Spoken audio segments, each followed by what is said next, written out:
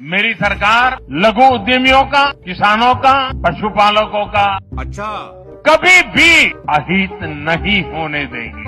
क्या बोला तूने? यही नहीं, अभी और सुनिए। दबाव कितना ही क्यों ना आए, हम झेलने की अपनी ताकत बढ़ाते जाएंगे।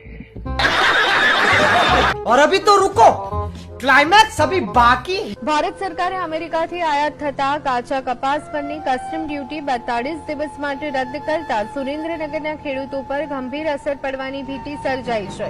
સુરેન્દ્રનગર જિલ્લો કપાસ ઉત્પાદનનું હબ ગણાય છે, જ્યાં 70% ખેડૂતો કપાસનું વાવેતર અને ઉત્પાદન કરે છે। આ નિર્ણયથી અમેરિકાથી આવતો કપાસ સ્થાનિક કપાસ કરતા સસ્તો પડશે, જેના કારણે સુરેન્દ્રનગરના ખેડૂતોના કપાસની ખરીદીમાં ઘટાડો થવાની શક્યતા છે। છેલ્લા 2 વર્ષથી ખેડૂતોને કપાસના યોગ્ય ભાવ મળતા નથી અને હવે કસ્ટમ ડ્યુટી રદ થવાથી તેમની સમસ્યા વધુ ગંભીર બની છે।